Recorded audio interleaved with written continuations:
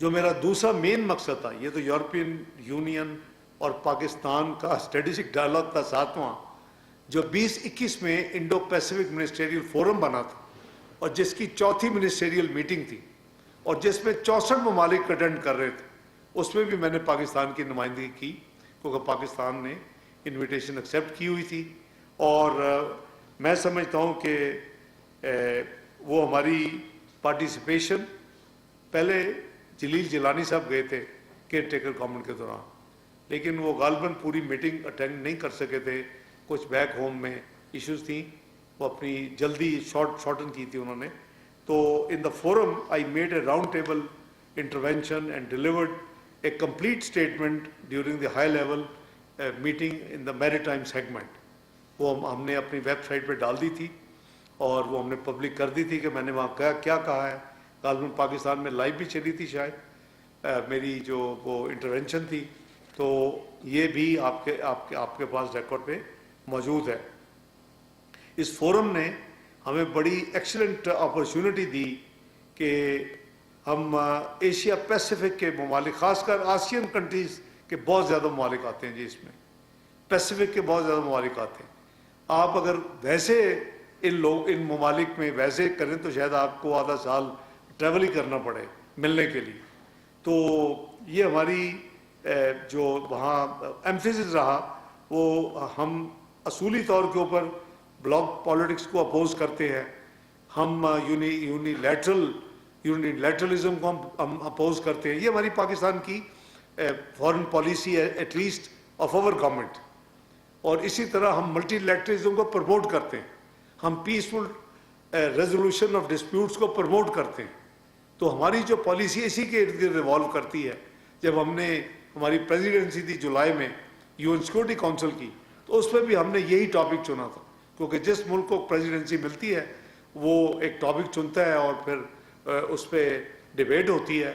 اور ہماری تو جب ڈیبیٹ ہوئی تھی multi literalism, peaceful resolution disputes, تو پتہ نہیں کئی سالوں کے بعد، 12 سال شاید، پہلی دفعہ کنسنسس ریزولوشن جو پاکستان نے پیش کی تھی اڈاپٹ ہوئی تھی، پہلی دفعہ کئی سالوں کے بعد۔ میجورٹی کے ساتھ ہوتی رہی ہیں، ریجیکٹ بھی ہوتی رہی ہیں، میجورٹی کے ساتھ پاس بھی ہوتی رہی ہیں، ویٹو بھی ہوتی رہی ہیں، لیکن کنسنسس کے ساتھ ایک بہت عرصے کے بعد یہ ریزولوشن جولائی میں ہوئی تھی، جو کہ دنوں میں ہی جب تھائی لینڈ اور کمبوڈیا کی لڑائی ہوئی تو وہی ریزولوشن کو کوٹ کیا جا رہا ہے کہ UN سیکورٹی کونسل نے یہ ریزولوشن پاس کی ہوئی ہے، اس کے مطابق یہ ہونا چاہیے اور یہ ہونا چاہیے۔ تو یہ الحمدللہ یہ پاکستان کی خوش قسمتی ہے کہ اللہ تعالیٰ پاکستان سے ایسے کام لے رہے ہیں۔ اور اسی طرح پھر جو OIC اور UN کو بانڈ کو مضبوط کرنا ہے، OIC جو ہے وہ دوسرا بڑا ملٹی لیٹرل فورم ہے، 57 ممالک ہیں اس میں، تو اس کے لیے بھی ہم نے ایک دن وہاں ڈیبیٹ رکھی ہے، اس کو بھی میں نے چیئر کیا۔ ایک دن فلسطین پہ رکھی، اس کو میں نے 3 دن میں نے UN سیکورٹی کونسل کو پاکستان کے بہاف پہ الحمدللہ چیئر کیا۔ تو وہ تینوں میں ایک میں ہماری ریزولوشن پاس ہوئی اور ایک میں ہماری پریزیڈنشل اسٹیٹمنٹ کو کنسنسس سے اڈاپٹ کیا گیا۔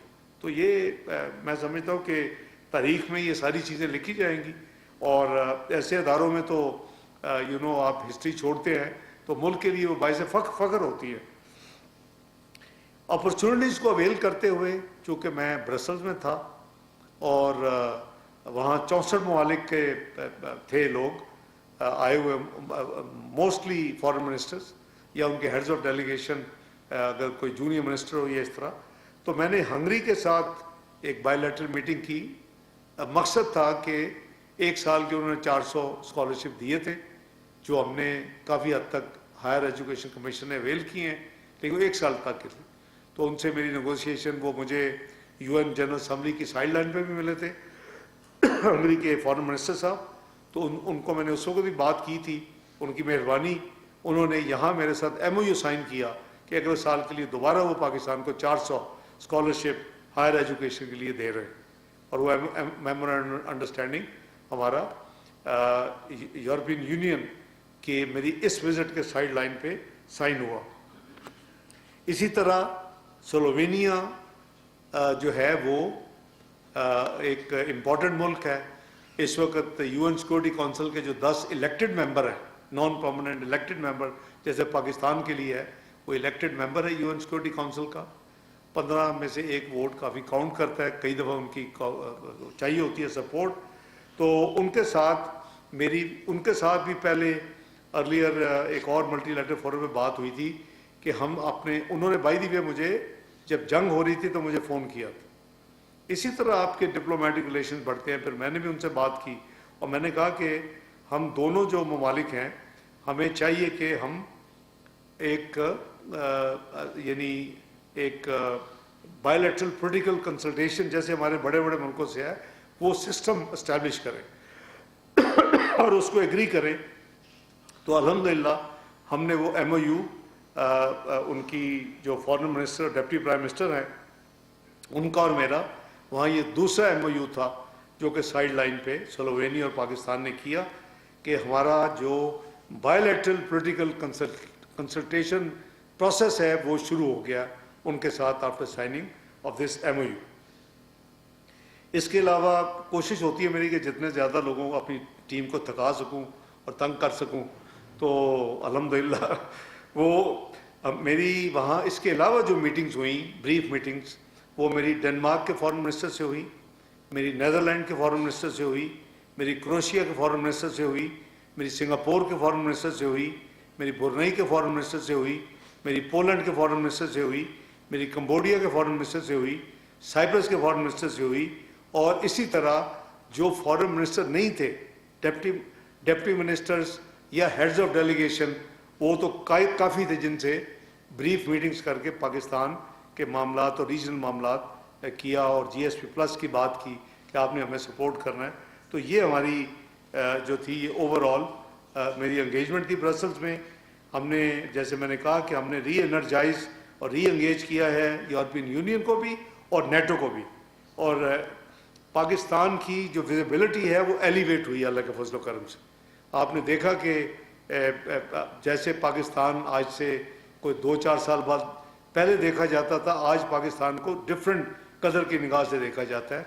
इसमें एक अल्लाह ताला ने जो आपको मार्का हक में कामयाबी दी, जनरल अपना फील्ड मार्शल सईद आज़म मुनीर साहब की सरबराही में और एयरफोर्स चीफ बाबर सिद्धू साहब और फिर नेवल चीफ साहब के जो उनकी कारनामे और उनकी जो परफॉर्मेंस थी, वो मैं समझता हूँ कि डिप्लोमेटिक फ्रंट पे भी अल्लाह ताला आपको उसी तरह कामयाबियाँ दे रहे हैं और Pakistan is becoming more and more relevant every passing day अल्लाह के फजल करम से।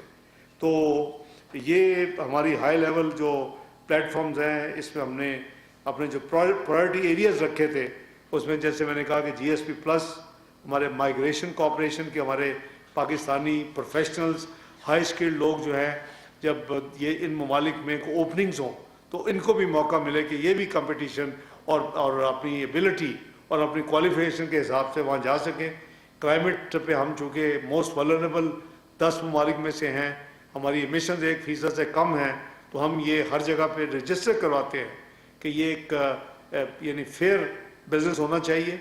जो ममालिक ज़िम्मेदार हैं उनको चाहिए कि जो फ़ंड क्रिएट हुआ है, क्योंकि COP 27, 28, 29, 30 तो हम देख रहे हैं, लेकिन उसकी आउटकम जो है सब्सटेंटिव वो नज़र नहीं आ रही। यानी जो ना को फंड्स नज़र आ रहे हैं, ना जो सफ़र कर रहे हैं उनकी कोई हैंड होल्डिंग नज़र आ रही है। तो ये हम इसको एक प्रायोरिटी एरिया रखा हुआ है और स्ट्रेटेजिक डायलॉग और रीजनल इश्यूज की बात तो हम करते हैं। वापस आते ही हमें फिर बहरीन जाना। मॉस्को में दोतरफा मुलाकातों में फ़लस्तीन और ख़ित्ते की सूरत हाल पर बात हुई है। मॉस्को में SCO सरबराहान के इजलास में भी बात हुई है। इस्लामाबाद में नायब वज़ीर आज़म इसहाक डार न्यूज़ कॉन्फ्रेंस कर रहे थे। उन्होंने कहा कि रूस के सदर पुतिन से भी मुलाकात हुई है, उन्हें दौरे पाकिस्तान की दावत दी है। दुनिया की कोई ताकत हमें शिकस्त नहीं दे सकती।